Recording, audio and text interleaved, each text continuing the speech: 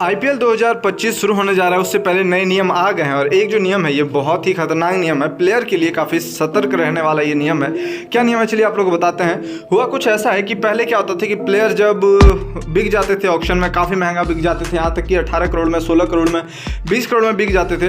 उसके बाद जो है वो खेलते नहीं थे, कुछ कारण बता देते थे और खेलते नहीं थे, मुकाबले को खेलते नहीं थे और कुछ रीज़न बता करके वो पूरे सीज़न जो है वो अनअवेलेबल रहते थे। इसमें से नुकसान जो है वो टीम की हो जाती थी, फ्रेंचाइजी की हो जाती थी और काफ़ी बड़ा नुकसान उठाना पड़ता था।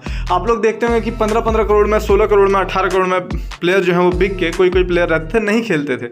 लेकिन अब एक नया नियम बनाया गया है कि अगर आप ऑक्शन में बिक जाते हैं, उसके बाद अगर आप किसी भी कारणवश नहीं खेलते हैं तो फिर आपके ऊपर 2 साल का बैन लग जाएगा। आप 2 साल तक जो है वो आईपीएल में नहीं बिकेंगे। आईपीएल आप 2 साल तक नहीं खेल सकते हैं। ये एक नियम बनाया गया है और ये अच्छा ही नियम है। ये नियम खराब नहीं है। खराब ये नियम इसीलिए नहीं है क्योंकि इससे फ्रेंचाइजी को फायदा होगा।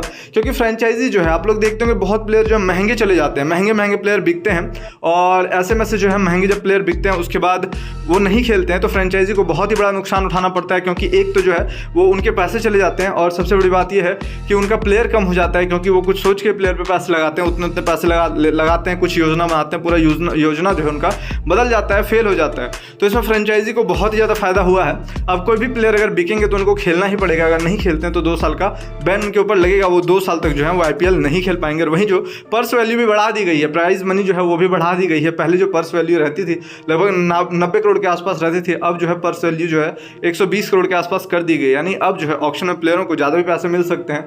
और ये जो नियम है बैन वाला, ये नियम बहुत, जितने भी फ्रेंचाइजी के ऑनर है उनके लिए तो बहुत ही बेहतरीन है और फैंस के लिए भी काफ़ी अच्छी बात है। क्योंकि ऑक्शन में जब फैंस देखते हैं कि ये खिलाड़ी हमारे पसंदीदा टीम में आया है और जब वो नहीं खेलते तो फैंस भी नाराज़ होते हैं। तो ये जो नियम है, रूल, वो फैंस के लिए भी अच्छा है क्योंकि अब कोई भी प्लेयर अगर बिकेगा ऑक्शन में तो वो खेलेंगे ही खेलेंगे।